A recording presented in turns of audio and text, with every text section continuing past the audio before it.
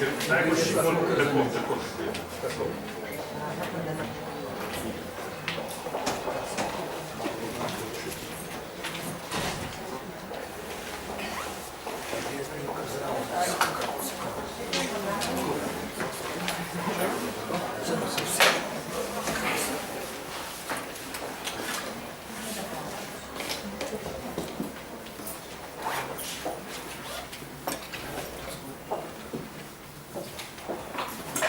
Spoštovani gostje, spoštovana gospa dekanja, draga predvsem študentska publika, lepo pozdravljeni na današnji besedni postaji Knjigarne Filozofske fakultete, na kateri bomo govorili o knjigi akademika profesor dr. Janka Kosa Ideologiji in oporečniki. Z avtorjem se bosta pogovarjala profesor dr. Tone Smolej in gospod Viktor Pander iz založbe Beletrina, ki je skupaj z našo založbo, znanstveno založbo Filozofske fakultete, tudi omogočila izid knjige. Zdaj pa prosim za uvodno besedo gospod dekanjo, profesorico dr. Branko Kanalič-Ramšak. Hvala lepa. Torej, lep pozdrav, prisrčno pozdravljam spoštovanega profesorja, tudi zaslužnega profesorja Univerze v Ljubljani. Danes se začenja teden Univerze v Ljubljani, tako da je to še posebej dragoceno, da lahko med nami tudi zaslužni profesor. Moram reči, da sem z zanimanjem zaenkrat prelistala vašo knjigo, ki je, kot je bilo rečeno, nadaljevanje v bistvu knjige Umetniki in meščani. Naslov Ideologi in oporečniki, zanimivo branje, nekaj tudi romanističnih reminiscenc sem našla v tej knjigi. Skratka, kot sem videla, ste zajeli to obdobje od leta 50 do 90, ko ste študirali komparativistiko, publicistično delovali, prišli na fakulteto in potem delovali na njej. Iz lastnih izkušenj lahko povem, da je življenje na Filozofski fakulteti zelo razborljivo.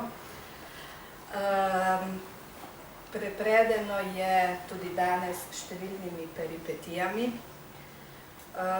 Nažalost, tudi danes velikokrat pogojenimi tudi z ideološkimi predznaki. In za v bistvu za marsikaj je potrebna časovna distanca.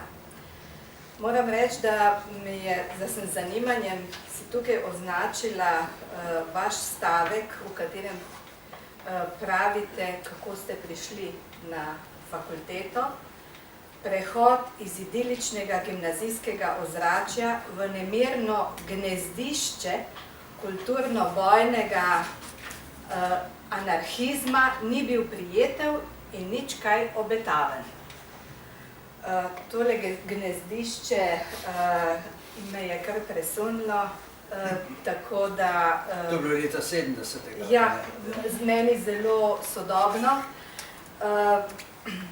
In ker je potreben ta časovni odmik, se mi zdi toliko pomembneje, da ste v bistvu napisali to knjigo spominjanj. Knjiga, ki je seveda veliko pove študentom, bivšim študentom, sedanjim profesorjem in je nekako mejnik časa, tako da se mi zdi, da je še posebej vredno, da stalno, kakor sem lahko dojela, stalno se ozirate na širši duhovno-kulturni kontekst, ne samo na konkretno situacijo. Skratka, najlepša hvala za ta prispevek. Ne bi vam več jemala časa, predajam besedo kolegu Tonetu Smoleju, da prevzame iniciativo. Vam pa, spoštovani profesor, še enkrat iskrene čestitke za ta prispevek. Hvala za te prijazne besede. Nisem pričakoval kaj tako prijaznega, res? Hvala. Ja, jaz se tudi zahvaljujem spektabiliteti gospe dekanji za te besede. Poleti 1925 je Univerza v Ljubljani sprejela izpitni red Beograjske univerze, ki je predvideval tudi končne izpite iz primerjalne književnosti. Težko rečemo, da letos praznujemo 90-letnico rojstva primerjalne književnosti na Slovenskem, ker je ta proces trajal, kot vemo, malce dlje, recimo tam do konca 30 let. Lahko pa praznujemo vsaj obletnico prve ideje o tej stroki na Slovenskem, oziroma vsaj lahko praznujemo obletnico spočetja komparativistike. Komparativisti letos obletnico praznujemo delovno, z novimi uspehi, in prvič v zgodovini sta znanstvena založba Filozofske fakultete in Beletrina združili sile in izdali knjigo profesorja Kosa, kar pa ni naključje. Gre za drugo knjigo spominjanj. Profesor Kos, kot je dekanja že povedala, je zaslužni profesor Univerze v Ljubljani. To je seveda za študente, moramo povedati, to je seveda naziv, častni naziv, ki ga dobijo samo najbolj ugledni profesori Univerze v Ljubljani, je tudi dolgoletni predstojnik oddelka in učitelj, kar je pomembno, številnim sodelavcem in urednikom Beletrine. Mi smo se prej pogovarjali in smo ugotovili, da verjetno brez profesorja Kosa nas danes v taki obliki ne bi bilo ne založbe Beletrina in seveda tudi oddelek bi bil zelo drugačen. Zato seveda v naši sredi, poleg profesorja Kosa in seveda tudi naše predstojnice, ki jo lepo pozdravljam, pozdravljam seveda prijatelja in urednika založbe Beletrina, s katerim smo se zmenili, da bo postavil prvo vprašanje in zadnje. Hvala lepa, Tone, lepo pozdravljeni. Najprej mi dovolite, da se tudi sam zahvalim Filozofski fakulteti, gospod dekani, Matevžu iz založbe, dejansko ena lepa skupna gesta. Posebej ne pa se zahvalim tudi naši urednici Špeli Pavlič, ki je tudi dan z nami in je seveda pomagala, da je knjiga takšna, kot je. Verjamem, da bo tako sodelovanje potekalo še naprej. Zame je danes to osebno tudi neke vrste čustven trenutek, zato ker sem pred 20 leti skupaj s Tonetom, pravzaprav smo generacija in seveda z drugimi, ki danes delajo na Beletrini, obiskoval to fakulteto in seveda komparativistiko. In moram reči, da je vedno bilo vzdušje na komparativistiki nekaj posebnega, da se je čutilo, da je to en študij, ki je odprt navzven k nekim svetovnim, miselnim, ustvarjalnim tokovom in da se vselej znova skuša na tem oddelku gledati čim širše in poskušati to našo slovensko realnost, tudi umetniško, literarno, usporejati z nekim širšim mednarodnim kontekstom. In to nam je seveda predstavljalo nekaj vznemirljivega, nekaj, kar je predstavljalo en obet zanimive intelektualne prihodnosti. In res je, kar to ne pravi, založba Beletrina sloni na komparativistih že vseh 20 let, kar obstaja. In mislim, da je tudi za vas kot študente to nekako spodbudno, da obstaja v tem poklicu, ki sam po sebi nikoli točno ne veste, kaj bi z njim si lahko počeli, da obstaja perspektiva in da se lahko stvari premikajo, da tudi v založništvu vendarle je veliko takega dela, ki so mu praviloma kos ravno komparativisti z enim širokim pogledom v literaturo. Seveda v tistih mojih letih, v prvi polovici 90-ih ali pa nekje na sredi 90-ih, je ravno profesor Kos bil gotovo osrednja osebnost na komparativni književnosti, čeprav seveda tudi kup izjemno dobrih drugih profesorjev, ampak pri profesorju Kosu smo vedno imeli občutek, da ve pravzaprav vse. Vse profesor ve, da ne ve vse, ampak ta občutek smo dobili, kajti predaval je o zelo različnih zadevah, o erotični poeziji, o antiki, o dramatiki, o pravzaprav vseh obdobjih svetovne književnosti, o različnih literarnih zvrsteh. In to vedno znova tudi z določeno humorno noto, z določeno sproščenostjo.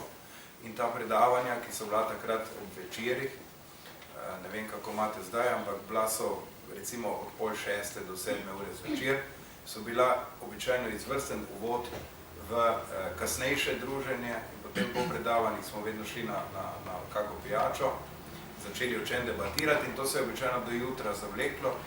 Potem pa, ker so bili taki časi, da dopoldne je bilo zelo malo predavanj ali pa jih ni bilo, smo včasih spali do 3, pol pa smo spet šli na predavanje, ne? Mogoče koga drugega ali pa tudi profesor.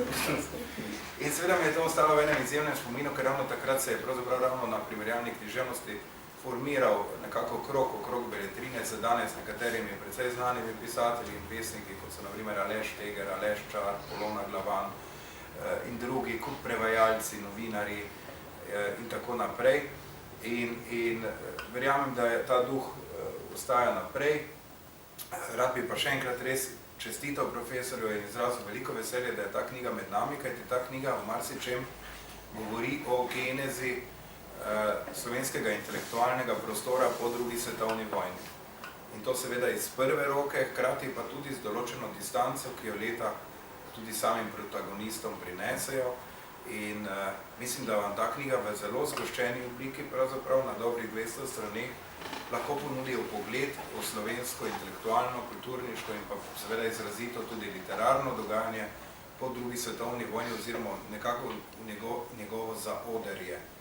In zato še enkrat mislim, da je ta knjiga zelo pomembna in da bo tudi vam, ki ste odraščali v nekem drugem času, lahko marsikaj povedala o kompleksnosti tega polpreteklega ali pač danes že preteklega časa. Hvala lepa še enkrat Tonetu, ki je vložil veliko energije v to, da smo lahko danes tukaj in da lahko vsi skupaj občudujemo to knjigo. Bi pa kar dal profesorju besedo, se mi zdi, da vam bo imel veliko tega zapovedati in pravzaprav v kratkem času, da boste zaslutili, v čem je bil šarm njegovih predavanj in zakaj smo mi s takim žarom hodili na ta predavanja in tudi kasneje debatirali malo o predavanju, pol pa seveda tudi še o vsem drugem do jutra. Hvala lepa za te prijazne besede. O šarmu ne vem, če bo držalo, kratek čas pa bo, ne? Zdaj pa jaz se ozrl profesorju Smoliju in vprašal, če ima kaj za vprašati. Ja, nekaj imam, 5-6 vprašanj bi vendarle postavil. In sicer prvo vprašanje bi bilo, ker verjetno tudi naše kolege, ki so glavnem vidim študente prvega letnika, mogoče zanima, če lahko pojasnite ta naslov. Naslov je Ideologi in oporečniki. Zdaj pa tako, jaz na to svoje delo, na to knjigo gledam pravzaprav že čisto znanstveno, kot literarni zgodovinar, kot literarni teoretik. In zdaj, če mislim na tale naslov, se zamislim. In se mi zdi tole. Oba dva naslova. Prva knjiga ima naslov Umetniki in meščani, druga seveda Ideologi in oporečniki, sta značilna po nečem, da se stojita iz 2 členov, se pravi, oba sta binarna. Zdaj, o teh naslovih se da literarno-teoretično razmišljati vse do Stendhala, kjer je bilo rdeče in črno. Pri Tolstoju je Vojna in mir, pri Dostojevskem Ponižani in razžaljeni, pri Lawrenceu Sinovi in ljubimci, pri Cankarju Volja in moč, recimo, ne? To so zanimivi binarni naslovi in zdaj seveda je za literarno teorijo, eventualno celo za filozofijo, važno, kaj zdaj to pomeni. V večini teh naslovov gre za neko nasprotje, rdeče in črno, Vojna in mir in tako dalje, ne pa seveda zmeraj. Ponižanje, razžaljeni, to je samo neka potencirana misel o nečem istem. Pri meni je pa stvar nekako dvoumna. Ko sem rekel Umetniki in meščani, sem spravil v neko razmerje stvari, ki so lahko nasprotnosti, lahko pa tudi ne. Iz same knjige, prve knjige torej, ni čisto jasno, ali je to nasprotje med umetnikom in meščanom res ne popustljivo in gre pri meščanstvu za čisto drug socialni status kot pri umetnikih. To je možno, vemo, da Cankar bi rekel, da to je silno nasprotje. Za Tomasa Manna pa vemo, da je bil hkrati meščan in hkrati umetnik. Za Andreja Žida pa vemo, da je bil meščan, ker je bil pa hkrati homoseksualec, ni bil čisto pravi meščan, bil je pa velik umetnik in tako dalje in tako dalje. Zdaj je pa pri drugem naslovu stvar seveda podobna. Naslov se glasi Ideologi in oporečniki. Nastaja vprašanje, a je to dvoje v nasprotju med sabo ali ne. Običajno seveda se nam zdi, da je to neka moralno-politična oznaka, ideologija, ideologi, to je nekaj slabega, oporečništvo je nekaj dobrega. No, mislim, da v moji knjigi je približno tako stvar postavljena, čeprav seveda ne čisto tako. Tudi ta naslov je rahlo dvoumen, kajti tudi med oporečniki so bili neke vrste ideologi. Tako da to se nekako priliva in kot pri prvem naslovu o ideologih in meščanih je seveda tudi tu stvar nekako dvoumna, kar je dobro v glavnem za neko literarno branje, recimo. Ne? Bolje, da je dvoumno kot enoumno. Ja, zadnji so si ogledovala zbornik klasične gimnazije, to je zdaj seveda osnovna šola Prižihovega Voranca, ne, za tiste, ki ste mogoče hodili na to šolo, včasih je bila to do 58. leta, je bila klasična gimnazija. In v tem zborniku se omenjate tudi vi kot odlični maturant 8. C. Zdaj greva 65 let nazaj, sva v letu 1950 in torej naredili ste, oziroma niti ni bilo treba narediti mature, ker ste bili oproščeni zaradi odličnega uspeha. Kako ste se pa odločili za študij na Filozofski fakulteti? Kakšni so bili razlogi? Odločil sem se jasno za Filozofsko fakulteto, odločil sem se, kot vemo, za literarni študij, se pravi primerjalna književnost in literarna teorija. Zdaj samo vprašanje, zakaj. Seveda, ko sem se odločal o tem, in verjetno se vsi mlajši odločajo podobno, ker se zanimajo za literaturo, ker jo imajo radi, ker se eventualno v njih celo poskušajo ali hočejo že pisati v njih kot kritiki, kot interpreti in tako dalje. To sem bil seveda jaz. Ne bi rekel, da sem se odločal za literaturo, pa za ta literarni študij iz nekih višjih nagibov. Recimo, nisem vedel, 19-letni, da je Schelling postavil literaturo na vrh med vsemi umetnostmi. Češ, da je najbližja absolutnemu, to je Schellingova filozofija. Nisem vedel, verjetno leta 1950, da je tudi Hegel postavil poezijo, literaturo na vrh vseh umetnosti. Zdaj, lahko se s tem strinjamo, čeprav te filozofije so nam nekako tuje in najbrž ne prisegamo več na filozofije o absolutnem duhu in tako dalje. Vemo pa, da Schopenhauer pa ni bil tega mnenja. Schopenhauer je mislil, da je glasba najvišja, in verjetno glasbeniki danes še zmeraj tako mislijo. No, ampak mislim, da kljub temu, ne da bi vedel za te filozofske razloge, sem si mislil, da je literatura in seveda študij literature vendarle zelo pomembna reč in se mi zdi, da sem našel za to neke druge, bolj stvarne argumente. Namreč, od nekdaj se nisem zanimal samo za literaturo, ki je bila sicer v središču mojih interesov, ampak tudi za zgodovino, za jezike, za umetnostno zgodovino, za filozofijo zlasti, za sociologijo in za marsikaj drugega. In ko sem premislil o literaturi, seveda sem videl, da je literatura tisto področje, ki je povezano z vsemi drugimi področji. Literatura kot poezija, kot vemo, je povezana jasno bila od vsega začetka z religijo in je še danes verjetno blizu nje. Bila je povezana s filozofijo, od Platona naprej in tako dalje in tako dalje.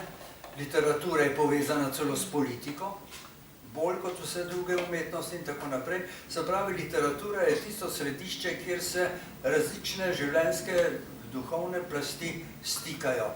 In je v tem nekem smislu sjajno, ne samo križišče, ampak izhodišče vse te plasti življenja. In to se mi zdi, je meni ležalo. Kolikor toliko. No in zato sem se upisal na primerjalno književnost in literarno teorijo in sem zdaj tu, oziroma smo vsi zdaj tu. Nekateri tudi zaradi vas, kot smo že rekli. To je lepo. Ja. Poglejte, izjemno dragocen del knjige so tudi portreti naših nekdanjih profesorjev. Zdaj, univerza ima 96 let, to je tudi častitljiva starost. Ugotovili smo, da je primerjalna književnost nekoliko mlajša, sicer kot ideja. In zdaj me zanima, če bi se nekoliko lahko spominjala tukaj predvsem nekdanjih profesorjev, ki jih v tej svoji knjigi izjemno natančno opišete. recimo mogoče začneva z Ocvirkom, ki se sicer že omenja v nekih avtobiografijah, recimo pri Koviču v sledi Sen Cezarije, pa pri Zlobcu v spomin kot zgodba, ampak do zdaj se nikoli o Ocvirku ni pisalo v neki avtobiografiji tako obsežno. To je seveda res. Za Antona Ocvirka bomo seveda morali priznati, da vsaj v mojem času, ko sem se jaz upisoval v fakulteto, ni bil posebno znana oseba v javnosti, ker mogoče se je vse to okoli njega dogajalo bolj na fakulteti ali okoli tistih stvari, ki jih je on sam počel, ampak v javnost pa to vse skupaj ni tako zelo prišlo. Zato seveda se nam zdi danes, da je vendarle treba o Ocvirku kot zelo pomembni osebnosti, ne samo te fakultete, ne samo te vede, ampak na splošno kulturno-znanstvenega življenja po vojni, treba govoriti več. Na srečo sta to storila že poučujoči profesor Smoler in pa gospa Majda Stanovnikova v neki obsežni knjigi, kjer so celo slike noter, Antona Ocvirka, pa Dušana Pevca, pa celo jaz se pojavim na kakšni sliki zelo s črnimi očali, kar mi običajno najbrž ne paše in tako dalje. Ampak tam je že vse povedano. Kako bi rekel, dejstva so tam napisana in kdo se hoče poučiti o Ocvirku, je treba odpreti to knjigo, prelistati. Moj posel je bil pa nekako drugačen. Podnaslov knjige je Spominjanja. To niso spomini v nekem strogem smislu, ker ne, to je zdaj posebno vprašanje, zakaj to niso spomini. To bo še tako, bova prišla mogoče do tega, če bo čas in tako dalje. Ampak to so spominjanja, v nekem smislu spominjanja, to je pa neko dogajanje, ki se dogaja v spominski domišljiji. Če je ta domišljija dovolj natančna, odkrije kakšen prizorček, kakšno potezo na osebi, o kateri govori in tako dalje. To so torej spominjanja in moja spominjanja na Ocvirka so vendarle dokaj obsežna in natančna, ker sem bil vendarle prvič njegov študent, potem pa seveda počasi sodelavec pri raznih stvareh, kot je recimo bila zbirka 100 romanov, pa zbrana dela slovenskih pesnikov in pisateljev in še marsikaj. In ko sem bil seveda nekaj let njegov kolega na oddelku. Se pravi, da moji spomini na profesorja Ocvirka so precej živi, včasih tudi živahni. O tem pišem v knjigi včasih bolj nazorno, včasih bolj, kako bi rekel, obrisno, ampak vsekakor tako, da ga poskušam predstaviti kot živo, zanimivo, pomembno osebo našega kulturnega življenja in seveda verjetno tudi kot individualno osebo, kot nekaj posebnega. Zato ga primeram na začetku z Antonom Slodnakom, ki je bil tudi naš slavistični predavatelj, pa seveda kolega od Ocvirka, njegov v nekem smislu nažalost rival, ki pa je, kot vemo, doživel drugačno nemilo usodo v primerjavi z Ocvirkom. Ocvirk je bil pač dokaj stabilno umeščen na fakulteto, hvala Bogu, v korist na študentov. Tako da ni imel kakšnih težav te vrste, da bi moral celo odstopiti ali kaj takega, kar se je dogajalo Antonu Slodnaku in tako da. O tem pišem precej nazorno in tako naprej. To je zgodba o Antonu Ocvirku. Zdaj, koliko sem ga res pravično prikazal in opisal, lahko presodi nekdo, ki ga je poznal iz tistih časov, lahko o tem reče tudi gospod Smolek, kot poznavalec in jasno, in tako dalje in tako dalje. A želite, da še kaj drugega povemo o tej zadevi? Ja, prosim.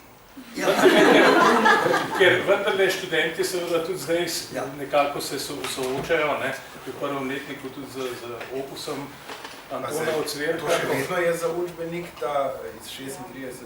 Teorija. To smo na pamet morali, znati imate srečo. Potem bom pa tu nadaljeval.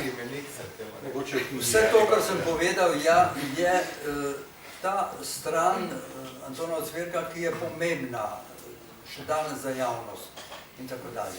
Druga stvar je pa seveda tista plat njegove vede, njegove znanosti, njegove komparativistike, ki je morda za tisti čas bila edino možna. in seveda zelo koristno za obstoj stroke in oddelka, ki pa je že nam, študentom, ko smo ga poslušali recimo 5 let, do približno 55 sem ga jaz poslušal, bila vendarle problem, kajti njegova komparativistika je bila strogo omejena na zelo pozitivističen koncept, kaj je literarna veda. On je hotel, da je literarna veda znanost v pravem pomenu besede, se pravi empirična, jasno logična in tako dalje, ampak predvsem empirična v nekem smislu torej omejena na nekaj stvarnega. V zvezi z literaturo se mu je zdelo znanstveno samo tisto, kar se da v nekem smislu preverjati. Z dejstvi, z vsem tem, kar zadeva samega avtorja, okolje, čas in tako dalje. To je bil njegov koncept in mi smo ga navdušeno sprejeli, kajti v tem je vendarle neka gotovost, neka sigurna podlaga za vse, kar počneš. Tudi če greš potem samo interpretirati dela, ampak to je vendarle neko izhodišče, ne? Neka nujnost, ki jo moraš poznati, gojiti in tako sem še danes prepričan, da vendarle ta plast od Cvirkovega koncepta najbrž mora obstajati in verjetno še zmeraj na samem oddelku obstaja kot neka podlaga in izhodišče. Je pa res tako, da smo bili rahlo nervozni, ker smo čutili, da samo pri tem ne moremo obstajati in da je treba v tej vedi poiskati še druge možnosti, druge vidike. Te so se pa seveda ponujali z različnih platik. V 60-ih letih je prišla v modo itak interpretacija, čisto po nemškem zgledu, kakšnega Steigerja in tako dalje. Skratka, takrat se nam je zdelo, da tole ne bo dobro ostati samo pri pozitivistični faktografiji oziroma tem empiričnem raziskovanju literature, avtorjev in sploh teh problemov. No in v tem smislu je prišlo do nekega odcepa od Cvirka. Tudi jaz sem se rahlo začel odcepljati, čeprav moj karakter, kako bi rekel, je bolj milega značaja. Tako da nisem šel v kakšen afront z njim, ampak sem poskušal to podlago, ki se mi je zdela in se mi še danes zdi nujna za literarno vedo, dopolnjevati z nečim, kar je, ne bom rekel više, ampak kar je tudi neempirično, kar je eventualno v smislu filozofije fenomenološko ali kakorkoli teoretično-filozofsko. To je skoraj da tudi dobro, kaj ne? In kdor ima talent za to, je dobro, da poveže to temeljno empirično izhodišče z nečim takim.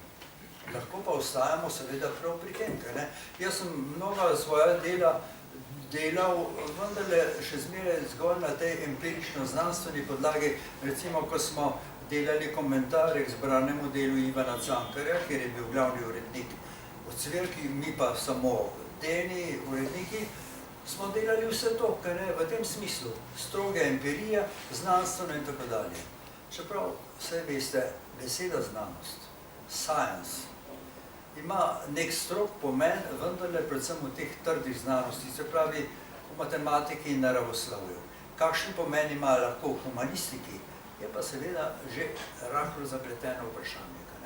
To je vprašanje za filozofe, to je vprašanje za teorijo znanosti, ki nas lahko uči tako ali drugače, kaj je pravzaprav znanost, kateri stavki so lahko zanesljivi. Tu bi morali poklicati na pomoč Wittgensteina, ampak ta bi vam povedal, da gre samo za jezikovne igre in da je literarna veda ena izmed jezikovnih iger, ki se jih moramo ali ki se je moramo naučiti in se je potem gremo. Ampak tu smo na spolskem področju, zato bi jaz vseeno sveto, da se držimo neke trdne podlage, ki je v nekem smislu vendarle približno znanstvena, potem pa gremo seveda naprej, če se nam da. Midva bi pa mogoče vendar zdaj spregovorila še nekaj besed o Dušanu Perjevcu, to ni bil vaš profesor, ker je par let pred vami pravzaprav upisal primerjalno književnost, bila pa sta seveda nekaj časa kolega na fakulteti. Zdaj, o Dušanu Perjevcu težko govorim kar takole, ampak v sami knjigi ga natančno opišem. Od leta 50, ko sem ga spoznal, stopili smo v seminar, on je tam sedel za mizo za cvirkom in bral svojo diplomsko delo, ki je bilo zelo učeno in zanimivo in tako dalje in tako dalje. Potem sem ga spremljal seveda kot nekega sodelavca, skupaj smo bili pri raznih delih in izdajah in ko sem leta 70 prišel na fakulteto, recimo kot izredni profesor, tja me je povabil, pravzaprav skoraj prisilil od cvirk, da bi bil neka kontrapeza Perjevcu seveda. Kajti Perjevčeva usoda je bila očitno taka. Bil je, kot veste, med vojno zelo hud revolucionar, hud partizan. Vemo, da so mu očitali marsikaj in te govorice še danes niso pojasnjene, kaj je bilo in kako je bilo. To mimogrede omenjam, ampak ne preveč, ker koncev jaz sam o tem ne vem ničesar, skoraj ničesar in tako dalje. Po vojni je bil nekaj časa zelo hud funkcionar na področju kulture, šel se je nekakšno kulturno revolucijo, pozval k sebi razne kulturne delavce, ne vem vse katere, jih pošlihtal v vrsto in jih učil, kako bodo zdaj pisali, da bodo zdaj gojili nekakšno kulturno revolucijo. To so samo govorice, ker jaz o tem skoraj ničesar nisem vedel. No, potem je pa nenadoma prišlo do preobrata, opustil je komunistično vero in se posvetil strogi znanosti pod ocvirkovnim vodstvom. To je vse popisano lepo v knjigi, ampak Perjevec je bil vendar človek drugačnega tipa kot po Ocvirk. Ocvirk je bil svobodomislec, skeptičen, gojil je znanost, ljubil literaturo seveda, ni pa hotel nekaj absolutnega, medtem ko seveda Perjevec je bil pa izrazito človek, ki hrepeni po nečem absolutnem. Zato je šel v revolucijo, bil fanatičen, kako bi rekli, revolucionar, dokler se mu to ni zlomilo. In ko se je to zgodilo, se je seveda najprej za vrsto let zapisal komparativistiki v smislu znanosti, tako kot jo je gojil in zahteval Ocvirk, ampak polagoma, in o tem v knjigi kar dobro govorim, je vendarle spet začutil v sebi navdih po nečem absolutnem. Da bi vendarle segel na to znanost, ki je seveda lepa in tako dalje, ampak ne taka, da bi izpolnila človeku vse ne vem kakšne višje filozofske, moralične, ne vem kakšne interese in zato je začel iskati, kako bi se dvignil na to znanost in je srečal Heideggerja. Tu se začenja njegov stik s Heideggerjem, tu se začenja zgodovina slovenskega heideggerjanstva, ki je precej obsežna, ker šteje še druge mislece poleg Perjevca, no ampak Perjevec je tu našel neko novo možnost za razlaganje literature, za razumevanje ne samo poezije, ampak tudi sveta kot celote. Zlasti je tu našel neko oporišče za razmišljanje o samem sebi. Njega je očitno mučil nek moralni problem, verjetno še iz časa NOB, morda je to v zvezi z nekimi dejanji, ki jih je opravil ali zagrešil v tistem času, ampak dejstvo je to, da je njega poganjala temu absolutnemu neka zelo intimna, velika želja ali potreba, kako rešiti nek osebni problem in hkrati najti tudi za druge neko formulo, ki bi bila višja formula. In to je seveda našel ob Heideggerju, ob njegovih mislih o biti, o niču, o ontološki diferenci in tako dalje in tako dalje. Te stvari je poskušal vnesti v razlaganje literature, zlasti Cankarja seveda.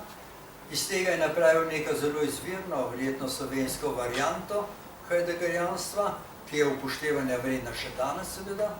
Sploh mislim, in to sem povedal v knjigi, da je v nekem smislu po Perjevčevi smrti vendarle treba nadaljevati neke tendence, ki so v njegovem delu in ki so vredne, da se jih nadaljuje. Čeprav sem bil sam v tistem času do njega tudi kritičen, ker v mnogih javnih spisih sem povedal, kaj mislim o tej ali oni njegovi teoriji. Ampak nasplošno sva se dobro razumela. Ne? Ko sva sodelovala tu na fakulteti, je bilo vse v najlepšem redu, bila sva vzorni primer dveh strokovnjakov, dveh sodelavcev, morda se nisva vsega povedala čisto odkrito, kaj mislimo o raznih stvareh, ampak to sodelovanje je bilo vzorno. Medtem ko on in Ocvirk, in o tem povem nekaj konkretnega, takole mimo grede, pa ne prehudo seveda, sta si bila na bojni nogi od leta 1964, ko je prišel Perevec ob Ocvirka na oddelek in je zmeraj bolj kazalo, da ni več pozitivist, da ni več znanstvenik v tem smislu, da je nekaj drugega. Takrat je Anton Ocvirk postajal ali začel postajati rahlo nervozen, da uporabim to milo besedo, ampak kljub temu je bil korekten do svojega naslednika, do svojega velikega naslednika, to se pravi nekoga, ki je hotel napraviti iz primerjalne književnosti še nekaj več kot je pa znanost. Tu namigujem verjetno na to, da je Dušan Perevec nosil v sebi vendarle neko duhovno poslanstvo, ki so mu študentje, mnogi študentje, verjetno najboljši, najbolj bistri, prisluhnili, so mu sledili. To je bil vendarle apel na študente, da naj se zamislijo nad temi temeljnimi stvarmi.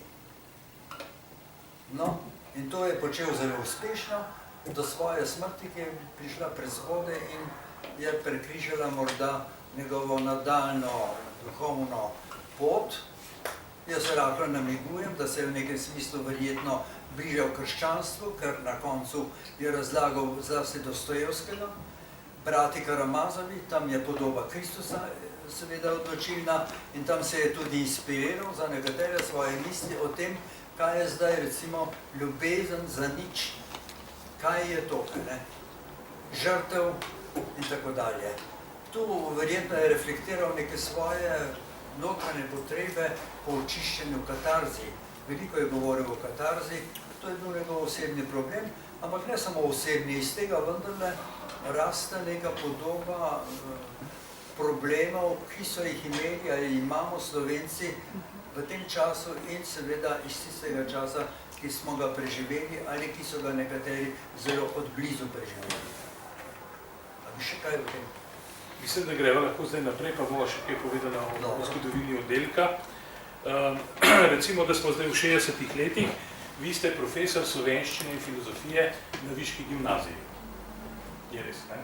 Ja. Ocvirk vas pokliče in nekako pravi, čim prej je treba doktorirati.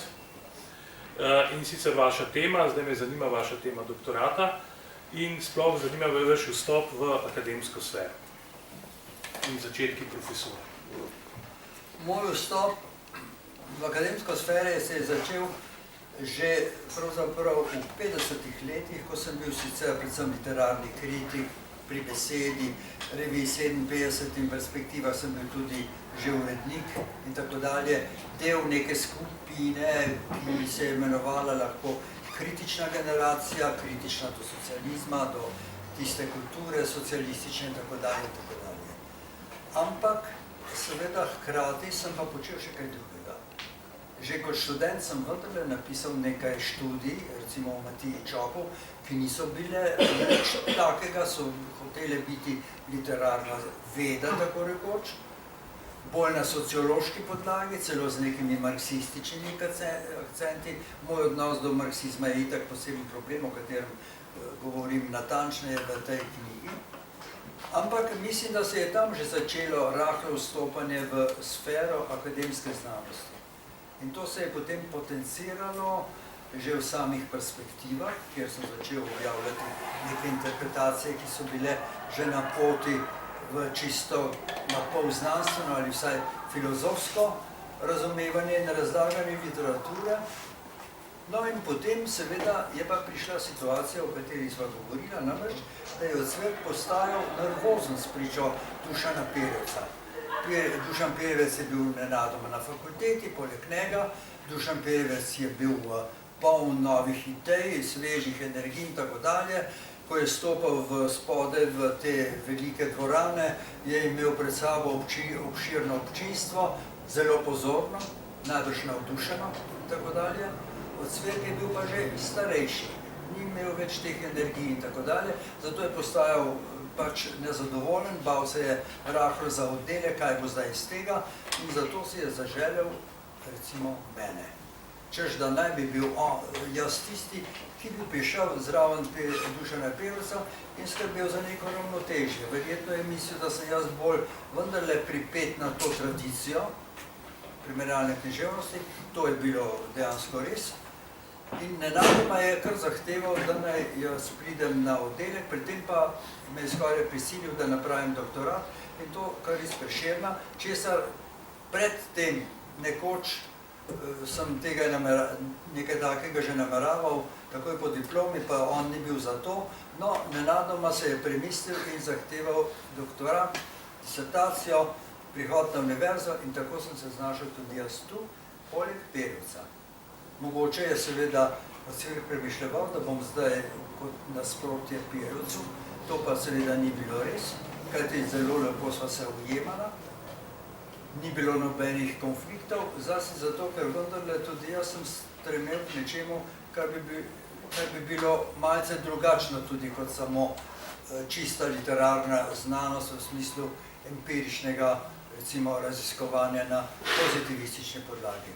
Tako da to sodelovanje je bilo kar lepo in skladno. Žal mi je bilo samo, da se je Ocvirk pri tem vendarle malce živčno vzdrževal. Recimo, da s Pevcem nista več govorila, kaj ne? Prišli smo na izpite, takrat so bili take izpiti, kar 3 smo morali biti v komisiji za vsak izpit. Meni se je zdelo to sicer pretirano in, kako bi rekel, nepotrebno, ampak sedeli smo tako 3, pod mizo je tukaj 3, pa še kdo.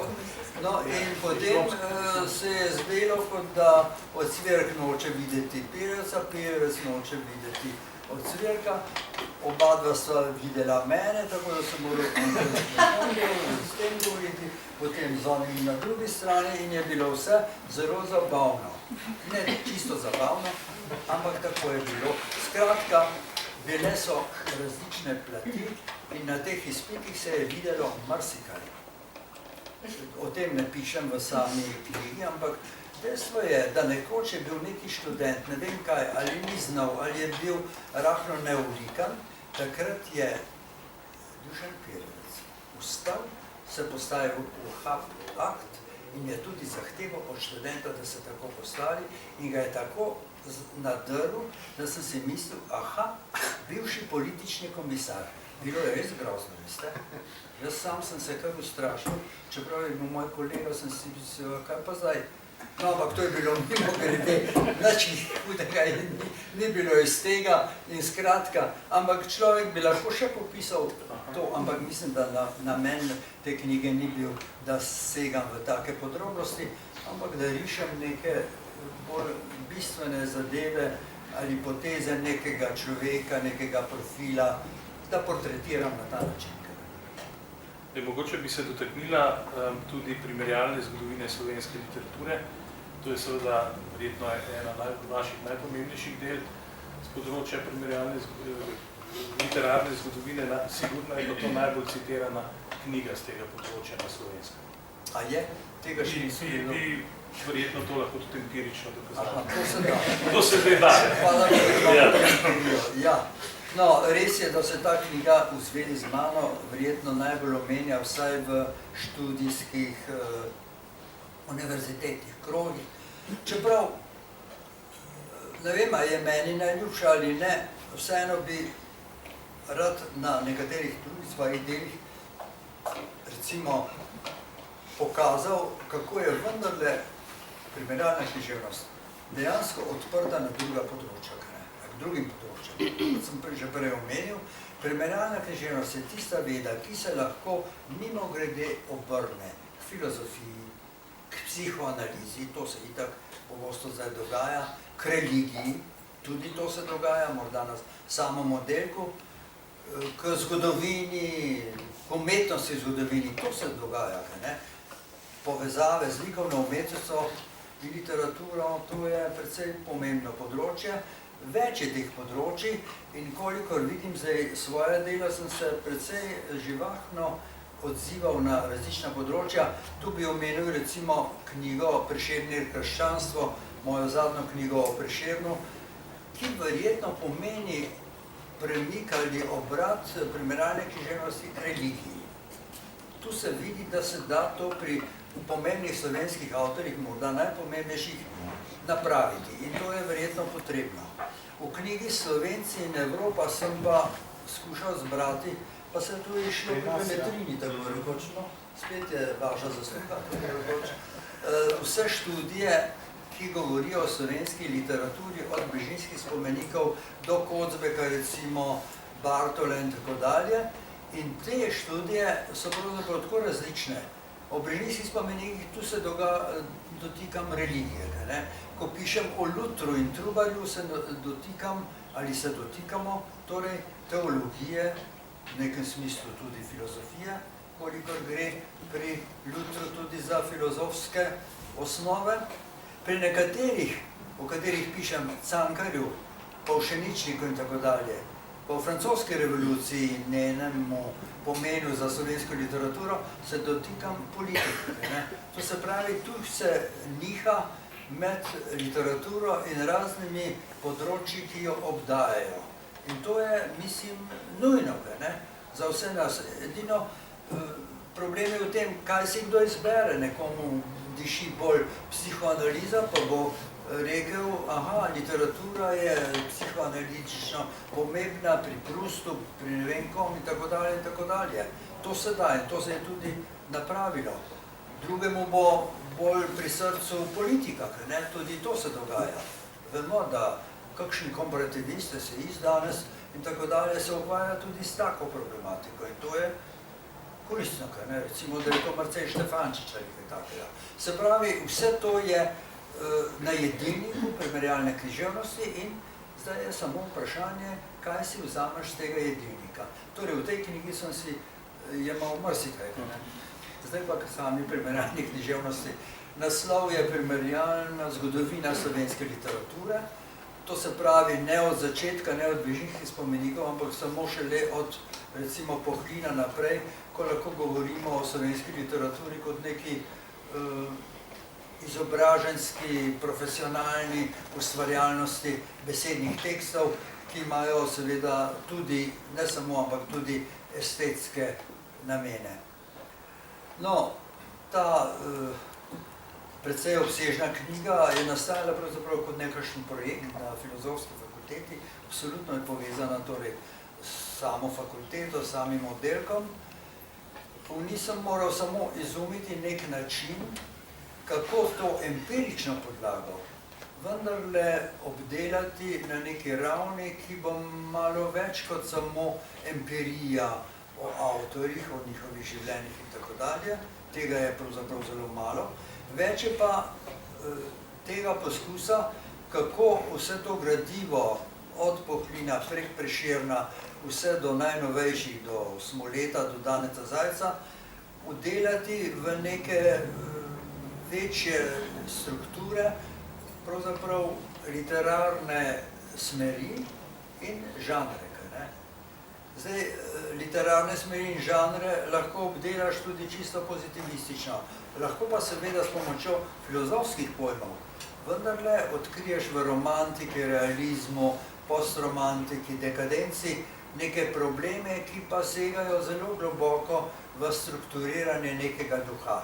Kaj je tu subjekt, kaj je subjektivnost, kakšen je odnos subjekta do tako imenovane stvarnosti in tako dalje in tako dalje. Zdaj ne vem, koliko se je to posrečilo, ampak nekako, kot da je celotno slovensko književnost teh dveh, koliko let, skoraj 200 let, no ja, 150 let se dalo spraviti v ta prikaz, ki naj bi bil vendarle nekakšen prikaz, kako se slovenska literatura duhovno giblje. Ne samo sama v sebi, ampak seveda zlasti v zvezi z Evropo. Kot del evropskega duha. Zdaj seveda pravzaprav Moj namen ni bil ta, da bi zdaj ugotavljal, aha, Ibsen je vplival na Cankarja tu pa tu, ali pa, kaj vem, Župančič je odvisno od Verlaina ali Frharna in tako dalje in tako dalje. Ne, moj namen je bil ta, te vplive seveda upoštevati, čisto empirično, zato opremljam vse te analize z neko dokumentacijo, z nekimi referencami, ampak ugotoviti, kaj so ti slovenski avtorji vendarle izdelali svojevrstnega, se pravi, izvirnejšega slovenskega. No in upajmo, da se je to v nekem smislu posrečilo, ne? Da tako pri Prešernu, kot pri Jurčiču, kot pri Murnu, kot pri, ne vem, vse do Smoleta, pokažemo, kaj je pravzaprav v njihovih sprejetih teh tako imenovanih vplivov slovenskega, kaj so napravili, kje je njihova izvirnost, kje je njihova, kako bi rekli zdaj, ta beseda je moderna, identiteta, slovenska identiteta. Se vam zdi, da se je to posrečilo? Ja, mislim, da glede na to, da je najbolj citirana knjiga in ja, da se še vedno bere in citira, mislim, da se je nad vse posrečil. Zdaj pa mogoče eno vprašanje o študentskih anekdotah. Mogoče bomo najprej profesorja vprašali. Jaz sem samo eno čist kratko povedal kot mestni vložek. Enkrat smo imeli neko moralno, nekaj je bilo na oddelku, nekaj smo se verjetno grdo obnašali, takrat se je kadilo po celi fakulteti. In potem smo imeli neko moralno, kako se je reklo, uro. In je profesor Korenje nam glavo bral, profesor Kos je pa vmes spakoval, tako da smo videli, da ni vse tako hudo, kot je izgledalo na prvi pogled. Ja, to ste že pozabili. Kakšno znamenito anekdoto iz... Katera pa je znamenita? A mogoče prebereva? Ja, prosim, ja. Zdaj ne vem, kaj je kolega izbral. Rahlo se mi zdi, kaj bi bilo tako bolj pikantno. Imate kakšen uvod? Ne, ni treba. Ste pa potem komentirali. A gre za tisto anekdoto, ki je opisana v nekem romanu? To je. Ja, to se pravi sledi nek dogodek, ki ga je, mislim, da Branko Gradišnik opisal v nekem svojih romanov, lahko pa da ga je še kdo drug opisal. Ja.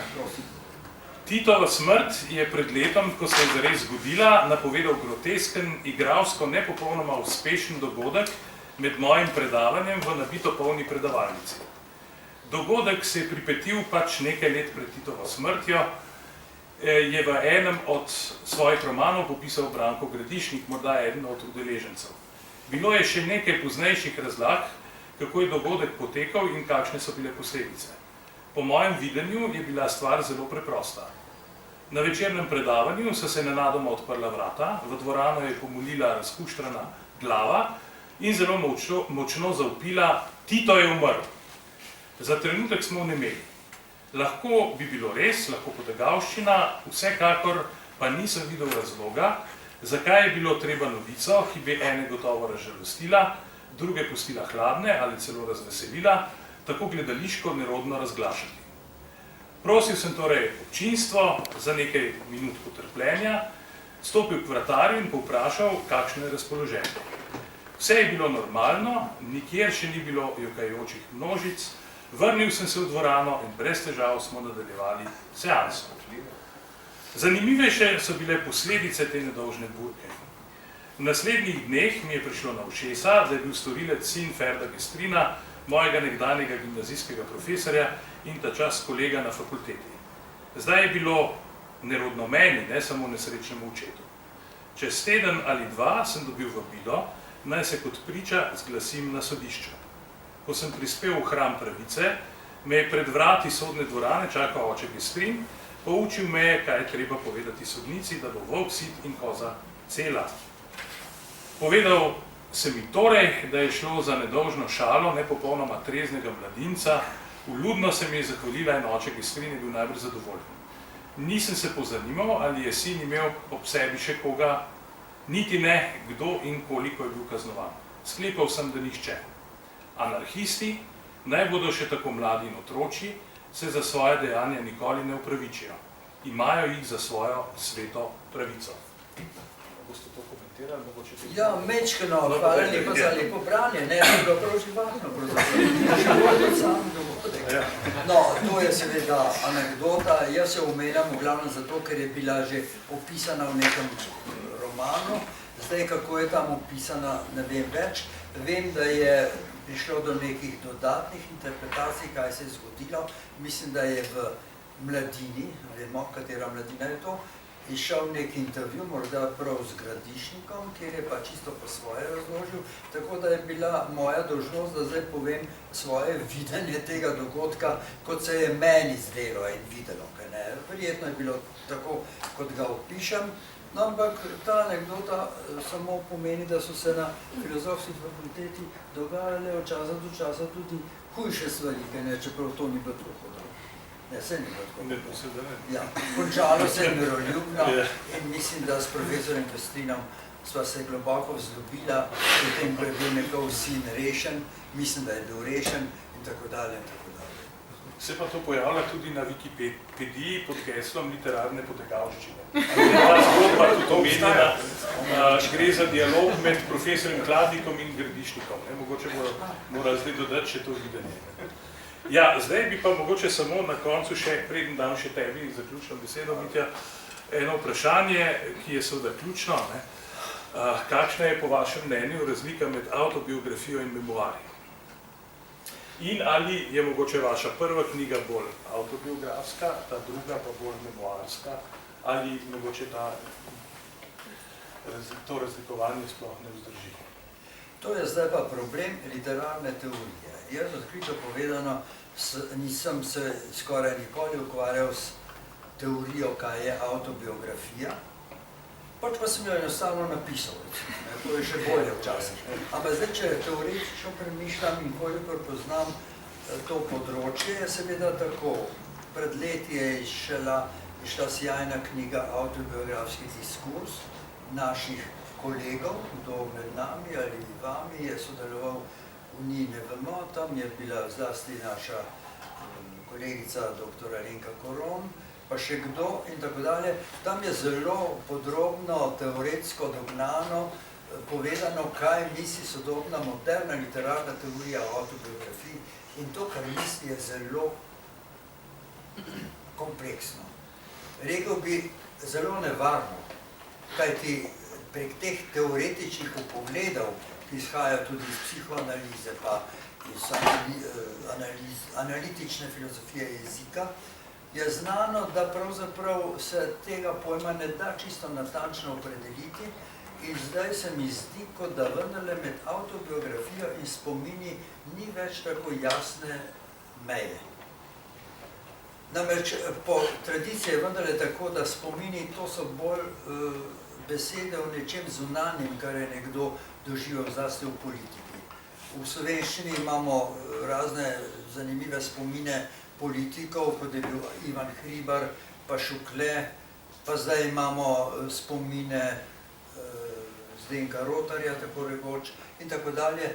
To so res bolj knjige, ki so obrnjene navzven iz seveda avtorja, zunanji svet, zunanji dogodki in tako dalje, intimnega, notranjega, oziroma, kako bi rekel, kar bi kazalo zelo jasno avtorjev značaj in ne vem še kaj intimnega, tega v teh spominih ni in ne sme biti. Če pa se nekdo loti avtobiografije, bi seveda pričakovali, da je zdaj pa to res njegov lastni življenjepis. Ampak tu nastanejo seveda problemi. Mi imamo v slovenščini znamenite lastne življenjepise. Mislim, da prvi tak pomemben je bil življenjepis Jerneja Kopitarja, napisan v nemščini, kratek razmeroma, ampak vendarle pomemben, zanimivo, da je bil napisan v tretji osebi. Zdaj je problem, ali mora biti avtobiografija napisana v prvi osebi, tako kot je moja, ali je lahko napisana v tretji, ali celo v drugi osebi. Ko sem premišljal danes o tem problemu, sem videl, da pravzaprav v tej moji knjigi se da vse stavke od prvega do zadnjega prevesti v tretjo osebo.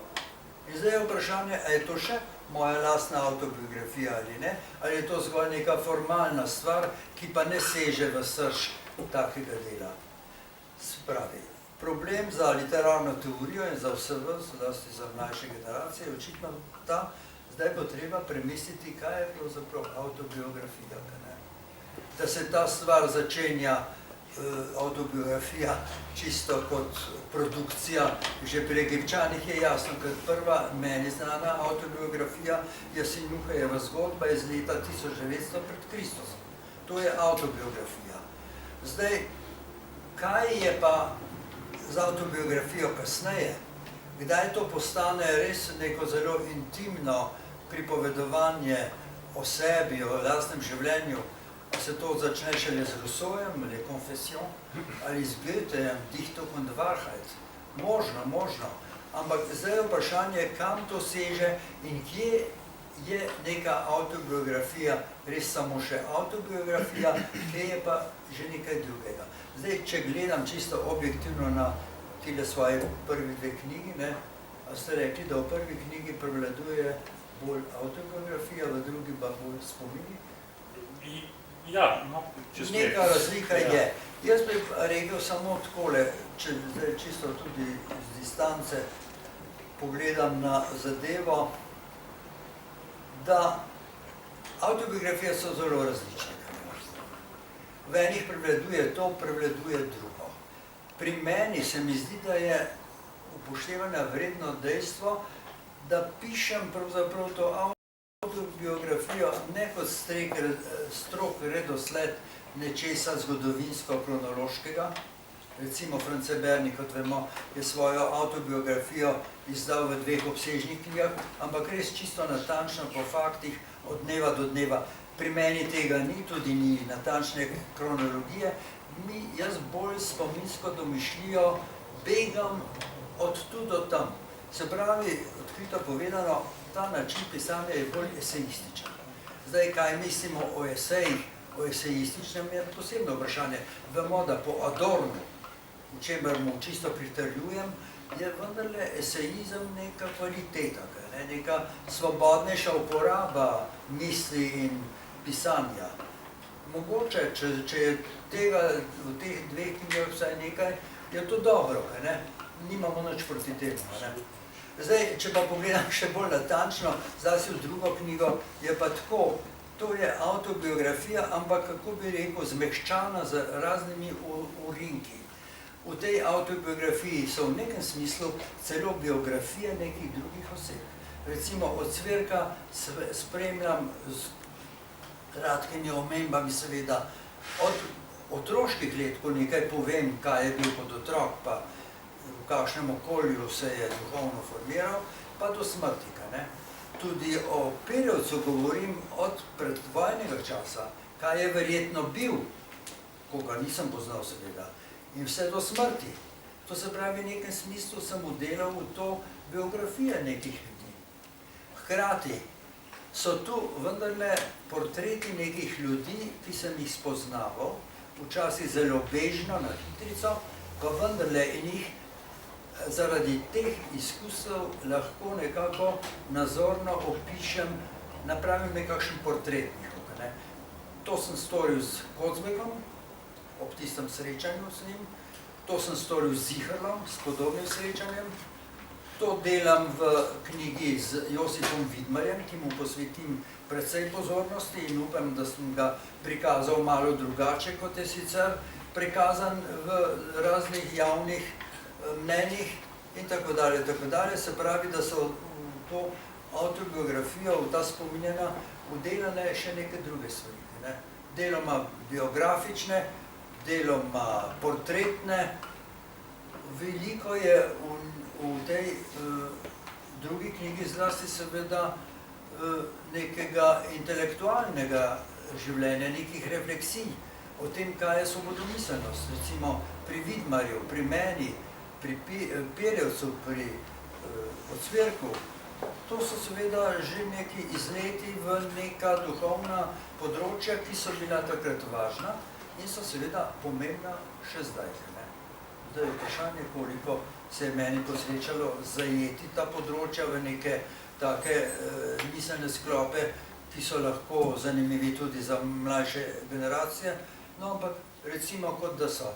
Tu govorimo o heideggerjanstvu, ne zelo natančno, ampak vendarle tako, da podam nek zgodovinski prerez skozi to, kdaj se je heideggerjanstvo pri nas pojavilo, kakšno funkcijo je imelo in tako dalje.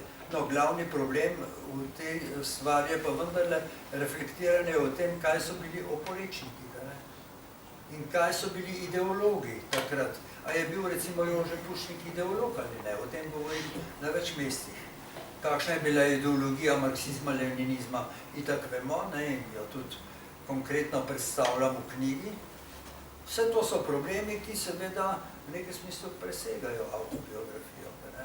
Tako da to je zdaj, ne bomo rekli ravno sračje gnezdo vsega skupaj, ampak vendarle neko po možnosti videvanje nekih važnih problemov, skozi katere smo šli, naša generacija, in ki so verjetno še zmeraj odprti tudi za vse te mlajše generacije, ki je tako lepo razvrščena tukaj le sedi.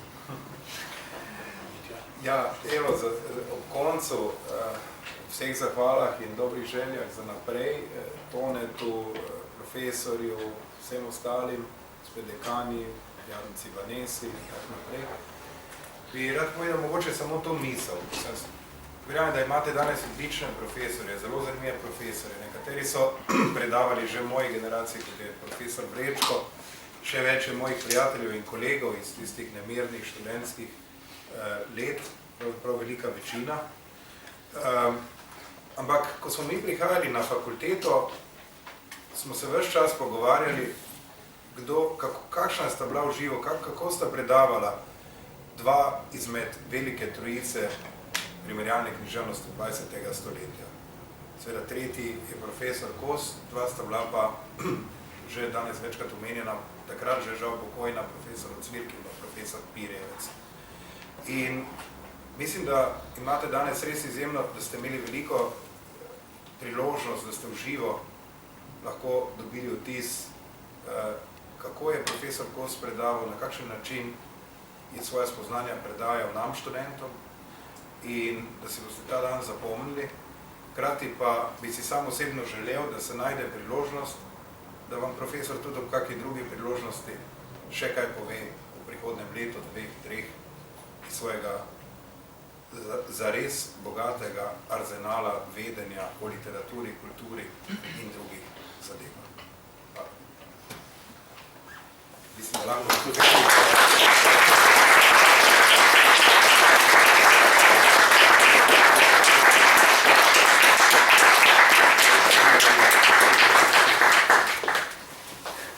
Jaz bi lepo zahvalil za tole ploskanje, ampak sem preveč utrujen, izčrpan. Kako se reče zdaj ponovno? Izgorel. Niste videti, no?